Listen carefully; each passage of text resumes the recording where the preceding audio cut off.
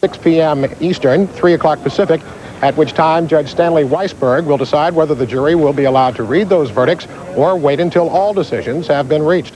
Weisberg has maintained tight control over these proceedings, even going so far as to sequester the jury, which hasn't been done in Los Angeles in some 20 years. The jury has reached verdicts on 4 of the 5 counts against the 4 police officers, meaning they are hung up on 1 count. Which one it is and who it involves, we just don't know, and we may not know an hour from now when the judge makes his final decision. The jury began deliberating last Thursday after 29 days of testimony. It is believed that this judge, based on his past and how he's handled this case, will send the jury back into the deliberating room and tell them to come up with some kind of verdict on this 5th count.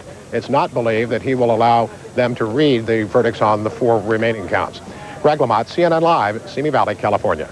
Greg, before the judge charged the jury and they went off to deliberate this case, it was my understanding that the defense had decided to go all or nothing on the verdict. Can you explain what happened there and what partial verdict means?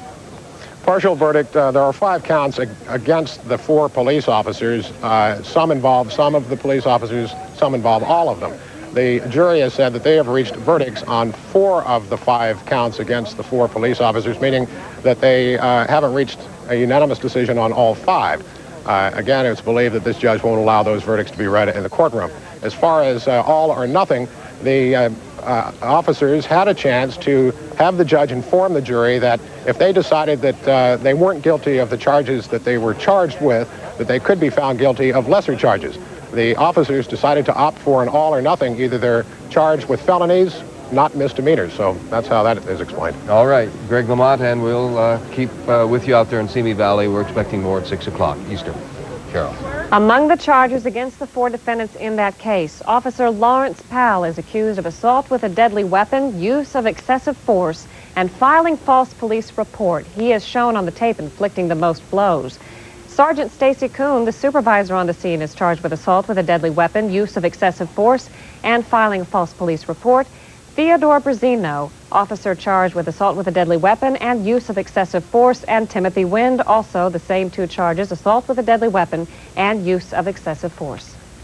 For the first time ever, the United States government is testing a drug on healthy women to see if it can prevent breast cancer. The drug is called tamoxifen.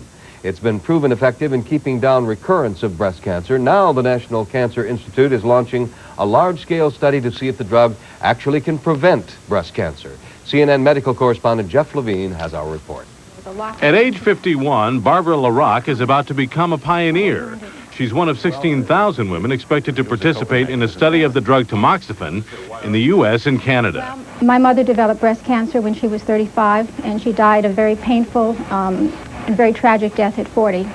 And breast cancer obviously has been part of my life ever since I was a very young girl. Tamoxifen has a long track record of helping to prevent new breast cancers from developing in women who've had the disease, perhaps keeping tumors from appearing in the opposite breast about half the time. Now, over the next 5 years, the National Cancer Institute will give 2 tamoxifen pills a day to healthy women who are at risk for getting breast cancer. We have made breast cancer an urgent priority, and we see the breast cancer prevention trial as helping formulate the answers that women need to have in order to make informed choices. Some 180,000 women will probably be diagnosed with breast cancer in the U.S. this year. 46,000 will die. After years of debate, public health officials now feel the time is right to proceed with a $70 million study. But giving the drug to healthy women, particularly those over 60, has some doctors and consumer groups worried. What we hope is that women will vote with their feet, that the high-risk women will think seriously about this trial, and that low-risk women will look at the odds and say, I don't see any sense in taking a drug with risks. For women aged 35 to 59, entrance into the study will be based on a variety of risk factors, including whether an immediate relative had breast cancer. The biggest fear, I think, of tamoxifen right now is that it will cause endometrial cancer. And it's been shown, I think there are about 40-some cases reported of endometrial cancer in patients who have taken tamoxifen. And tamoxifen backers say the risks are far outweighed by the benefits. The drug may prevent not only breast cancer, but heart disease and osteoporosis, the dangerous thinning of the bones in older women. Frances Smythe is taking tamoxifen now in hopes of preventing another devastating encounter with breast cancer. Enormous fear, numbness, denial. You really don't know where to turn or what to do. Tamoxifen is already being tested as a cancer preventive in Great Britain, and many specialists here believe it will be a standard approach to preventing breast cancer in the next 5 years. Jeff Levine, CNN Medical News, Washington. A boy whose right hand and left arm were reattached after a farm accident has lost the hand after all. Michael Conaboy today underwent his third operation since the limbs were severed by an irrigation machine in Wisconsin last Saturday.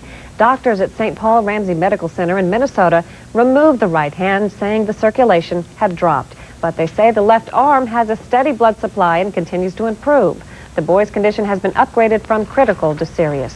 Anti-abortion forces have called off their demonstrations in Buffalo, New York, several days early. Leaders had planned to keep protesting until this coming weekend. During the past 10 days, more than 400 people were arrested, most of them abortion opponents. As one abortion rights advocate put it, show's over, time to go home. A federal judge has ordered the arrest of 5 protest leaders on contempt of court charges. 3 of them are in custody.